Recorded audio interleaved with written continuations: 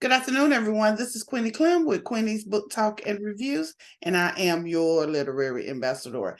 And today I have a special guest, Tony Lindsay, on my channel. Welcome, welcome, welcome. How are you? I'm good, Queenie. I'm good. How are you?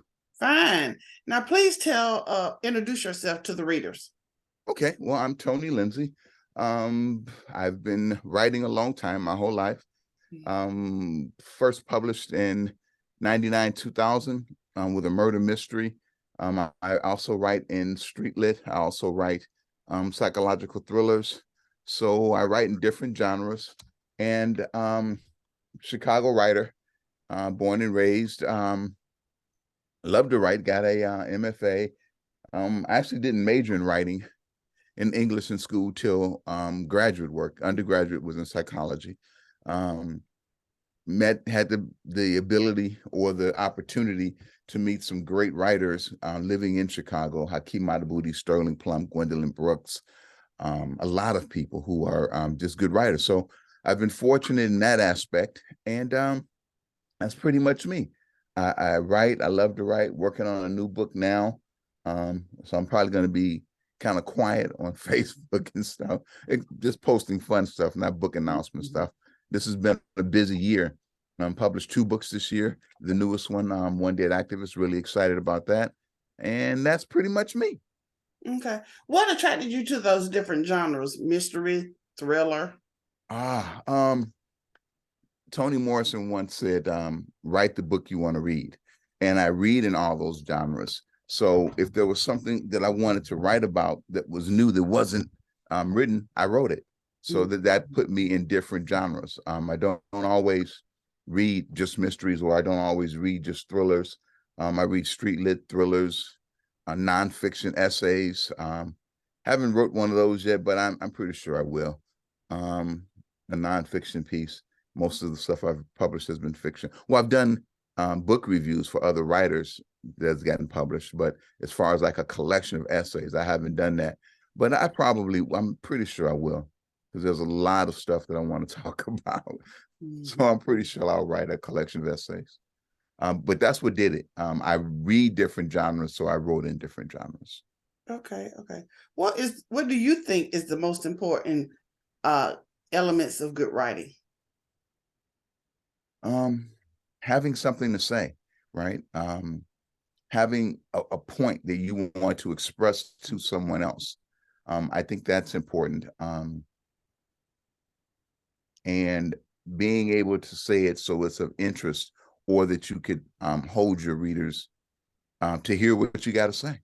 But I think the most important thing is to have something to say, and learn your craft, right?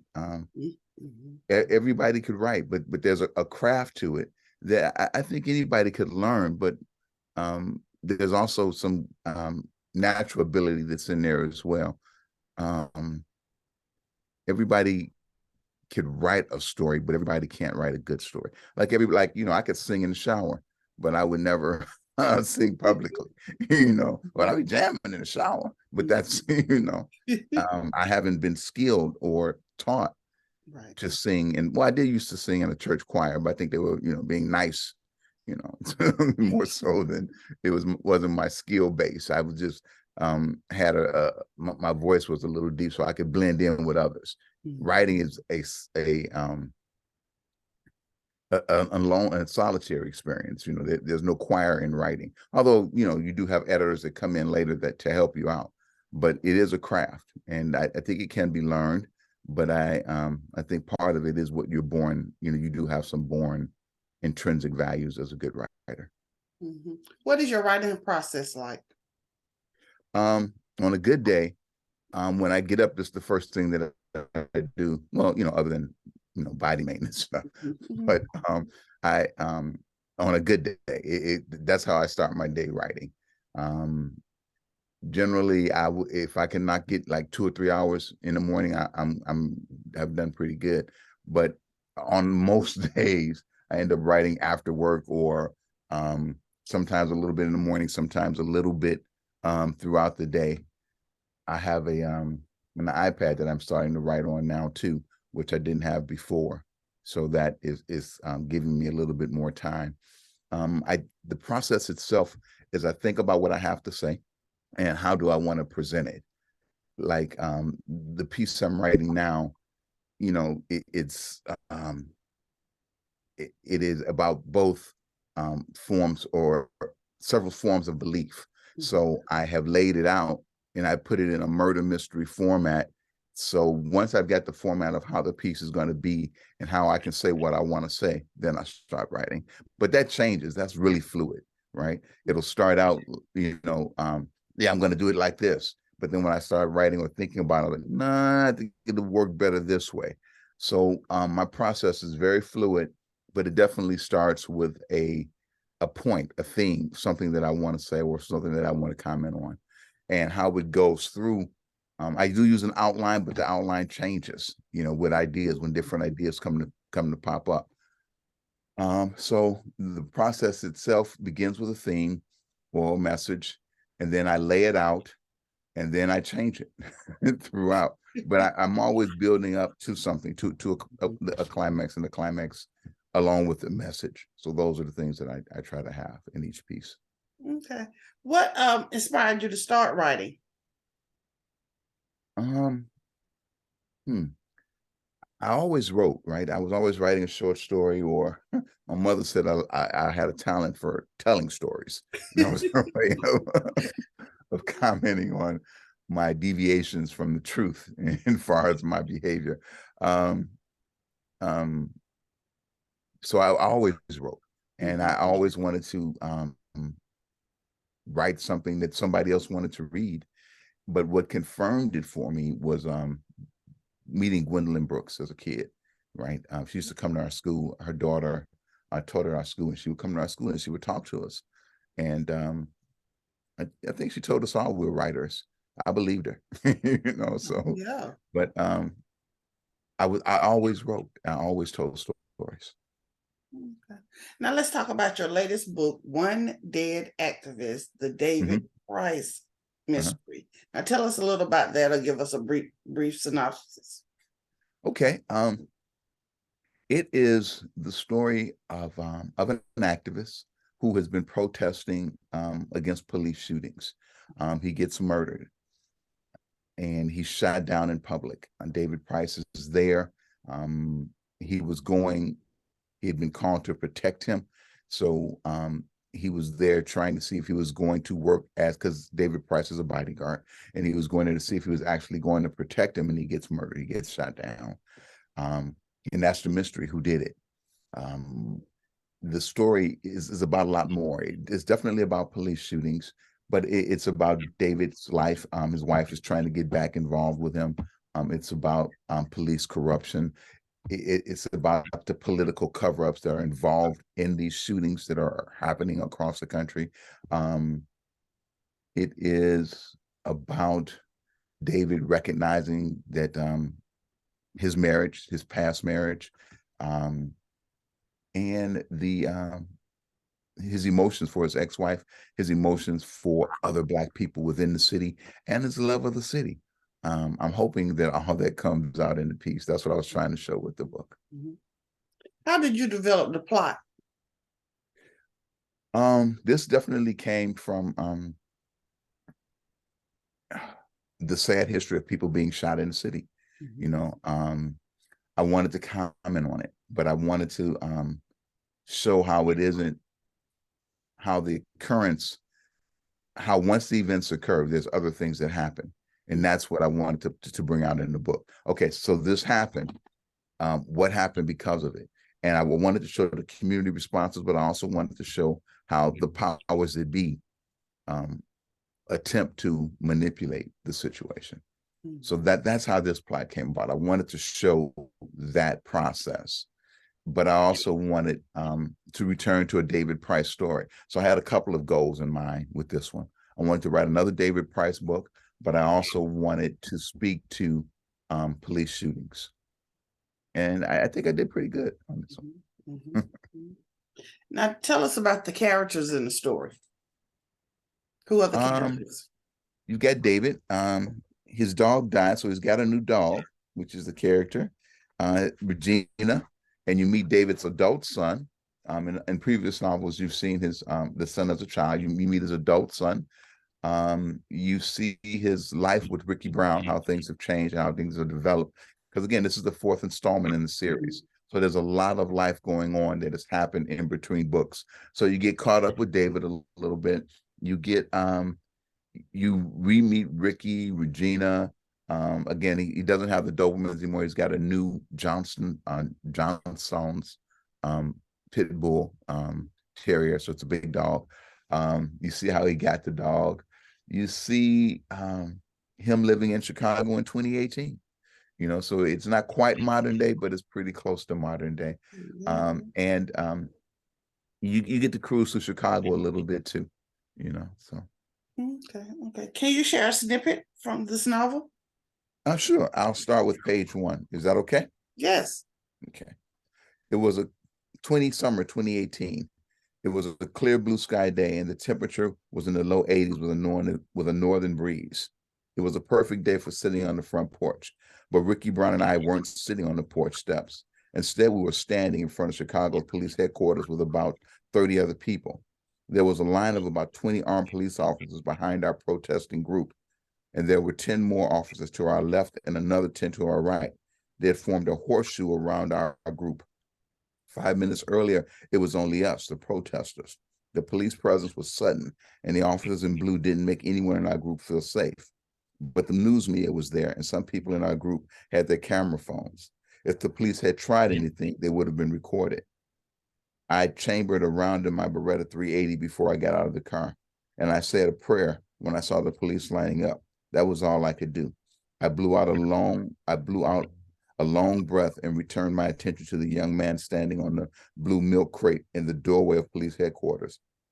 He was dressed in knee-length blue jean shorts, brown closed-toe sandals, and a green army fatigue patterned t-shirt. In his hand was a silver and orange bullhorn. It was only July before young black men had been shot and killed by police. What I'm telling you is the truth, the young activist yelled into the bullhorn. His head was shaved bald, and he had a black ankh tattooed on the crown of his milk dud brown head. Africans fought against the Dutch, the Portuguese, the French, the Spanish, and the British. Africans didn't just let invaders come into the continent and take people. There were battles. Barracoons were attacked. Ships were sunk. The Senegal River turned red with the blood of the invaders. He wiped the sweat from his brow with the back of his hand, and he started shaking his head no. Africans did not stand still and passively accept the abduction of their people, nor were they captured docile. History is littered with shipboards, revolts, sunken slave ships that never left port because of Africans fighting for their lives. We have never been a people who took injustice. We have always fought back. He became silent and looked over the crowd. He started nodding his head yes. And he said, Africans fought throughout the Caribbean. Plantations were burned to the ground. Slavers were slain from Haiti to Virginia. Do not ever believe that we are not warriors. Nat Turner showed us that. Dory Miller showed us that. We are not weak, and we fight against injustice. Medgar Evers showed us that. His bald head lowered as if he was in prayer. And again, he shook to the negative. No, no, no. We are not docile people. Watts showed us that. Huey P. Newton showed us that. Malcolm showed us that. And Fred Hampton showed us that. We don't sit still. And if this city thinks police violence is acceptable to us, we're here to tell them different. It will not be tolerated, not by us. The kid raised his black gloved fist and was pounding the air with each word, establishing the beat. Not by us, not by us, not by us. The protests erupted with the chant, not by us, not by us, not by us. And without consciously realizing it, I was chanting too, not by us, not by us. And so was my best friend, Ricky Brown, not by us, not by us. Wow, wow. So what are the key messages in your novel? And this one, it is that, well, really, we don't have to accept police shootings, right? We are people that will investigate, try to bring, you are not going to hurt us and think that we're not going to respond. We are not going to wait for you to tell us what is right or wrong. That's a key message. But smaller motifs throughout the piece is the reunification of love, right? Understanding how how a marriage never really dies if the people are, still alive and still active around each other. There's always emotion between those two people. Okay. And what did you learn while writing this book? Oh,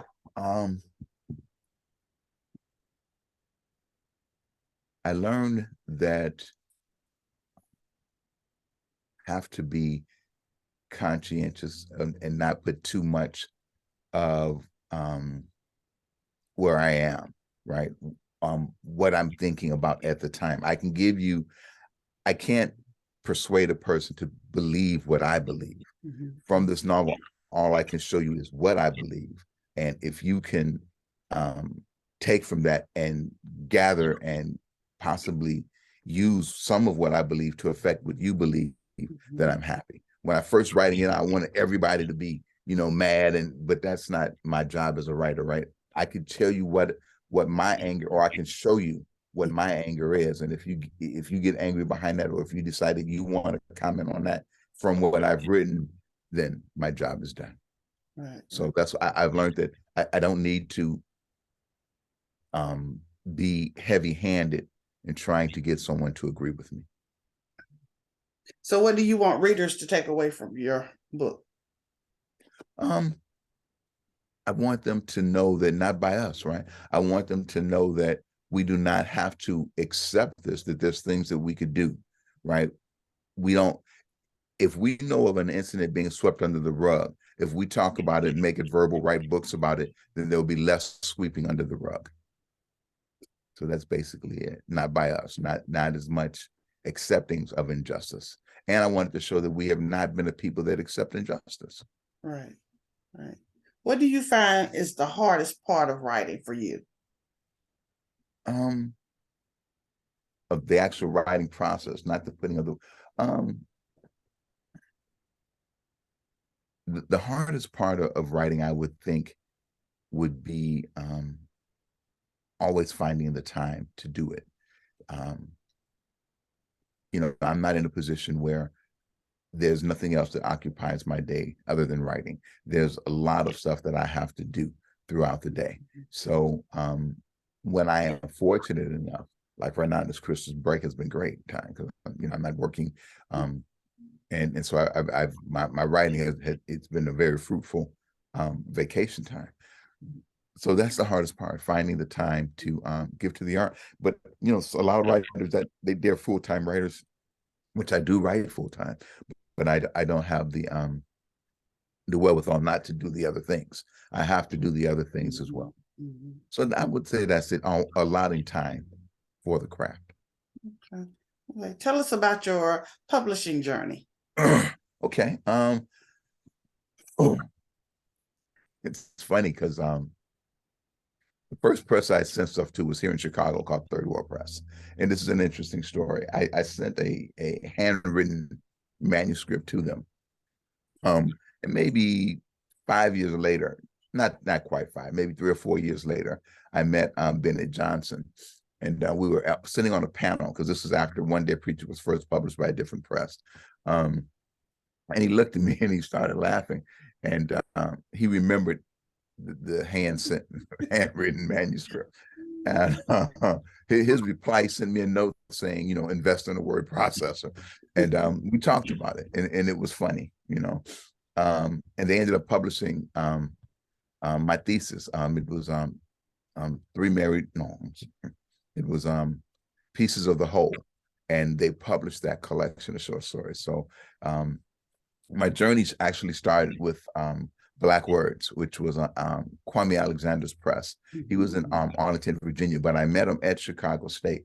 We were talking, and I was trying to pitch one, probably chasing it to him. And he's like, no. I heard you had another book that I would be interested in reading, One Dead Preacher. And I was shocked that he had heard about the book. Wow. But it was my third unpublished book, but I was on my third manuscript. But I had pitched so many people. I was constantly at the post office, constantly mailing off the first 3 chapters. And so he said, I heard about this one. And he had heard about it through a New York agent, Marie Brown. She had told him about it. and I had no idea that there was a conversation going on between them. I sent it to him. I sent him the whole thing, and he published it. Um, Through him, I went to Howard, you know, book science in DC. It was really, really a cool time because it was, you know, my first time being published. I think I did One Day Preacher with him, One Day Lawyer, and Prayer of Pray, which Carl Weber eventually bought Prayer of Pray and converted it into Street Possessions. I lost a lot of readers with that book, but I gained a lot as well because it did have an occult message. There was something in there that a lot of people just weren't comfortable with, but a lot of new readers joined because of that as well. Then with Carl, I did that, and I also did Chasing It, which again, the loss and gain of readers, because Chasing It was about a transgender addicted person, and again and lost readers. Then I went with then Third World Press published Pieces of the Whole, and then Penknife Press published More Boy Than Girl, One Dead Doctor, and then Golden Butterfly published some young adult pieces too. Chestnut Checkers, which I just won an award for, and through the Authors Guild, the Distinguished Authors Guild, picked that as young adult book. And then I was also for the other one,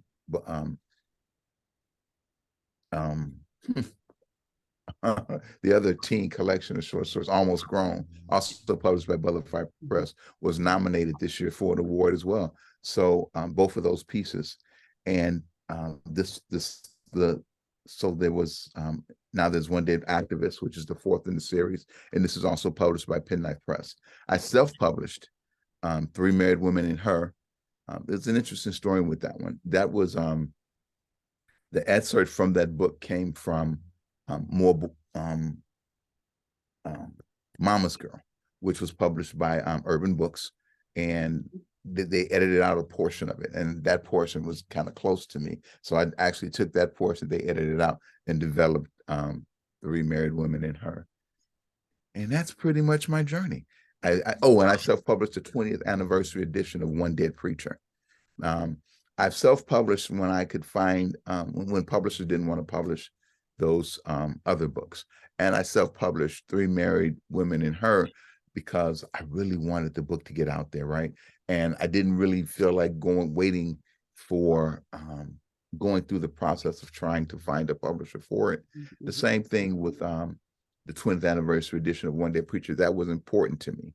I didn't want anybody to tell me no, but I wanted the book out there. It was the 20th anniversary of a book, so I thought it was important. Everybody may not have the same feelings, but we live in an age now where we can put things that are important to us out there, which is what I did with that piece. Those two pieces, the 20th anniversary edition of One Day Preacher and Three Married Women and Her. Those are my two self-published pieces. Okay. So what has been your greatest accomplishment thus far in your writing career? Two things. One, getting published from the very beginning, the initial publication, and being published by Third World Press. Those were two major things for me. What life experiences have shaped your writing the most? Wow. The most, I would say, reading certain books have made me go like, wow. Definitely The Bluest Eyes would be one of those books. The Man That Cried I Am is definitely another one. Walter Mosley's Always Outnumbered, Always Outgunned. So books have been instrumental points for me. In other life events, education, going to schools, going to Chicago State African American MFA program was definitely a major event in my life. Getting the MA from Arizona State was another major event because I learned a lot of things. I was insecure about some things, right? And I like to say that I educated those insecurities away. No, but that's partially true. Experience. I've been writing a little while. kind of has decreased some insecurities as well. What book events do you have for this first quarter? Oh, I'm doing some arts and craft groups. I'd have to get my phone to go to the others, but I think the first quarter, it's all art and craft events. The good stuff doesn't really get started till the summer. But I'm also doing an event at Malcolm X for Black History Month with Daryl Harvey's group. We're going to be, he's having an awards ceremony. I'm not going to be part of that, but I will be at the festival at Malcolm X College in February. Daryl Harvey's writers. I will be part of those. And that's about it for the first quarter. Okay. What are you currently working on right now? I was thinking about that. I think I'm going to change the title, but it is a piece about a priest, a non-denominational priest, not priest, preacher, priest, church leader who's married to a voodoo priestess. So I'm using both of our cultural religions in this piece. So I'm pretty excited about it. It's the writing's going pretty good. So that's what I'm working on now. Okay. How can readers find you and your books? You could go to www.pen-for-hire.com.